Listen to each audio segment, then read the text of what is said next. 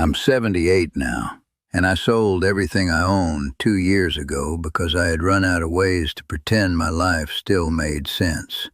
I didn't do it out of courage. People say that sometimes when they hear a version of it.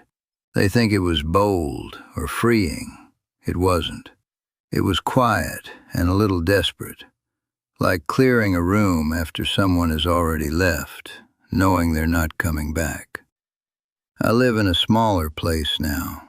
One room, a narrow kitchen, a window that faces another building. I can hear a man coughing most nights through the wall. I don't know his name. We've never spoken. It feels appropriate somehow. I wake up early, before the light settles. That hasn't changed. Old habits stay even when everything else goes. There isn't much to do in the mornings anymore. I make tea, I sit. Sometimes I forget what day it is, but it doesn't matter the way it used to. Nothing urgent is waiting for me. No one is expecting me anywhere. I think that's the part that takes the longest to understand. Not that you're alone, but that your absence doesn't interrupt anything. I didn't always live like this. In my 30s, I had a steady job, office work, nothing important but reliable. I wore the same kind of shirts every day, light blue or white, pressed on Sundays. I kept my shoes polished. I showed up on time. That was enough back then. I married at 32. Her name was Farah. She had a way of folding her hands when she was listening, like she was holding something fragile. I noticed that early. I thought it meant she was patient. We had a small apartment, 2 rooms. The kitchen was always a little too warm. She used to open the window while cooking, even in winter, and I would complain about the cold air. She would smile and say nothing. We had a son a few years later. I remember holding him for the first time and thinking how strange it was that something so small could belong to you. Well, maybe you belonged to it. I didn't think much beyond that. I went back to work the next morning. That's how it started, I think. Not with anything dramatic, just small decisions that felt reasonable at the time. I worked late more often. There was always a reason. Extra hours meant extra money. Promotions came slowly, but they came. I told myself I was building something. Stability, security, words like that. Farah didn't complain much. That was her way. She would wait for dinner, sometimes longer than she should have. I would come home tired, distracted, already thinking about the next day. She would tell me small things, what the boy did at school, something she saw in the market. I listened, but not really. I nodded. I ate. I checked the time. I thought there would be more chances to listen properly. Weekends were supposed to be different, but even then, I found ways to stay occupied. Repairs, errands, things that felt necessary. I don't remember sitting with them for no reason, just being there. My son grew quickly. They do that, I suppose. One year he's asking you to tie his shoes, and then suddenly he's tying them himself, and you don't notice when he stops asking. He used to wait for me near the door in the evenings. I remember that clearly, standing there, restless, asking questions before I even took off my shoes. Later, he stopped waiting. I told myself it was normal. Children grow independent. That's what you want, isn't it? I didn't notice the distance forming. Not then. It wasn't loud. It didn't announce itself. It just settled in, quietly, like dust. Farah changed too, though I didn't see it at the time. She spoke less. Not out of anger, just less. The stories became shorter. Then they stopped. We sat in the same room most nights, but it felt like we were in separate places. I thought that was just what marriage became after a while. Familiar, quiet, predictable. I didn't ask if she was lonely. I wouldn't have known what to do with the answer. Years passed like that. Work, home, sleep. Repeating. It felt steady. That was enough for me. There were small moments looking back that I understand differently now. One evening she asked if I could take a day off, just one. She didn't say why. I told her it wasn't a good time. There was a project, deadlines, the usual things. She nodded, said she understood. I never asked again what she needed that day. Another time, my son had some kind of school event, a presentation, I think. He mentioned it a week in advance. I said I would try to make it. That day, something came up at work. It always does, if you let it. I stayed late. When I got home, he was already asleep. There was a paper on the table, a certificate of some kind. I glanced at it. I told myself I would talk to him about it in the morning. I don't remember if I did. These things didn't feel important at the time. That's the truth. They felt small, replaceable. You think there will be other days, other chances. There usually aren't. Farah got sick in her 50s. It started quietly, tiredness, a cough that didn't go away. We ignored it longer than we should have. When we finally went to the doctor, the tone in the room changed. You can tell, even if no one says anything directly. I remember sitting there, looking at the floor while the doctor spoke. Words like advanced, treatment, time. They blur together after a point. I still went to work the next day. I told myself it was necessary. We needed the money. I didn't know how long things would last. Farah didn't ask me to stay home. She never asked for much.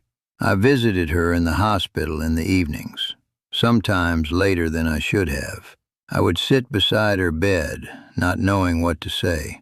We had spent so many years not talking about anything real that when it mattered, I didn't have the language for it. She looked smaller there.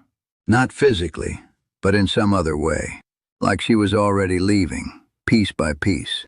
One night, she asked me if I remembered the early days, the apartment, the window in the kitchen. I said yes, of course, but I didn't say much more. I didn't tell her what I should have, that I missed it, that I missed her even then. She died on a Tuesday. It was quiet.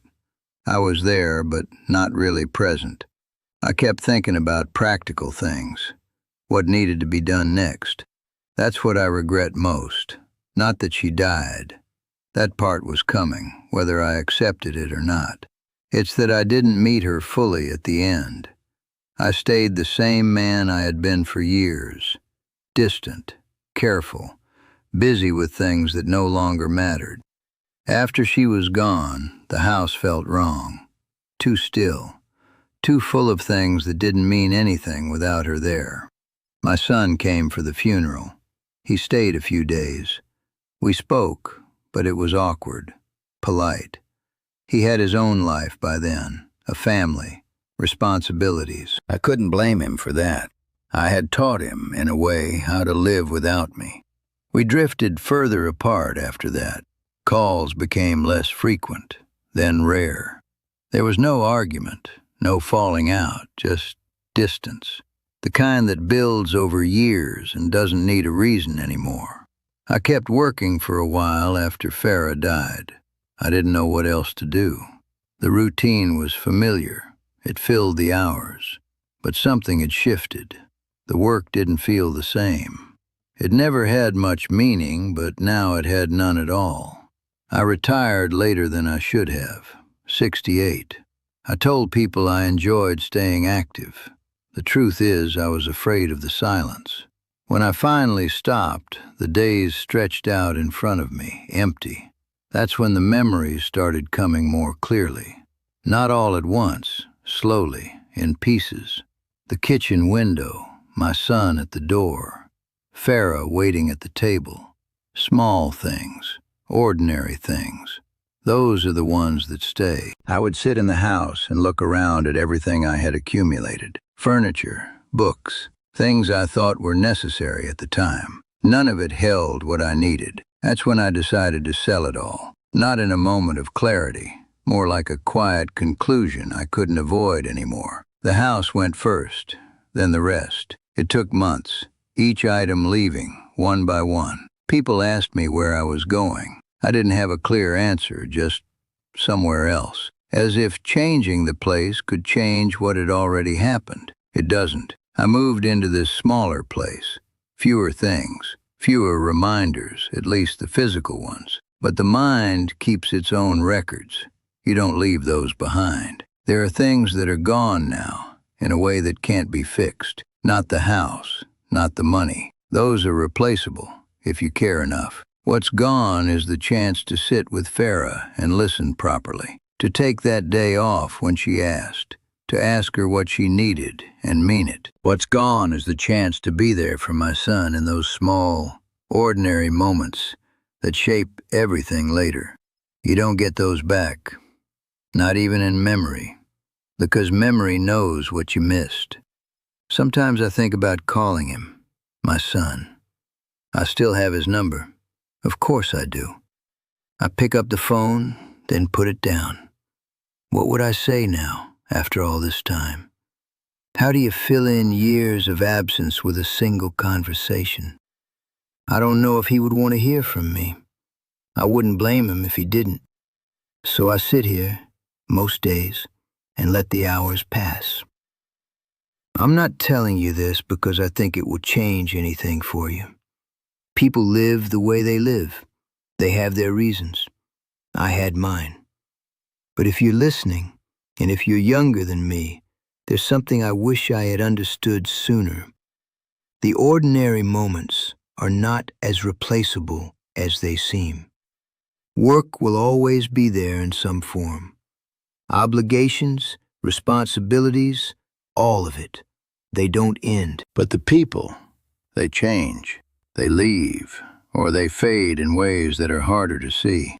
And when you finally notice, it's often too late to return to what it was. I'm not saying you should do anything differently. I wouldn't know how to advise that. I'm just telling you what happened to me. I thought I had time. That's the simplest way to put it. Time to listen, time to show up, time to repair what I didn't even realize was breaking. I was wrong. Now time is the only thing I can't stretch. At my age, you start counting differently. Not in years, but in what's left. I don't expect much anymore. Not from others. Not from myself. There are days when I sit by the window and watch the light change on the wall across from me. It moves slowly. You wouldn't notice it if you weren't looking. That's how most things happen, I think. Slowly enough that you believe you can catch up later. You usually can't. I don't know how much longer I have. No one does. But it feels closer now. That's not a dramatic statement, just a practical one. I've made my peace with some things, not all. There are still moments, usually in the early morning, when the weight of it comes back. Not sharply, just there, steady. I think about Farah sometimes, the way she opened the window in the kitchen. I let the cold air come in now when I remember. It doesn't feel the same. Nothing does. If there's anything left to say, it's this. I lived a full life by most standards. I worked, I provided, I stayed out of trouble. But I miss the parts that don't announce themselves as important until they're gone. And now I sit in a quiet room with very little left to distract me from that. That's not a tragedy. It's just the outcome of a life lived a certain way. There's a kind of honesty in it at the end. I don't expect things to change from here. I'm not looking for that. I wake up, I make tea, I sit by the window. Some days feel longer than others. Some pass without much notice, and that's all right. This is what's left.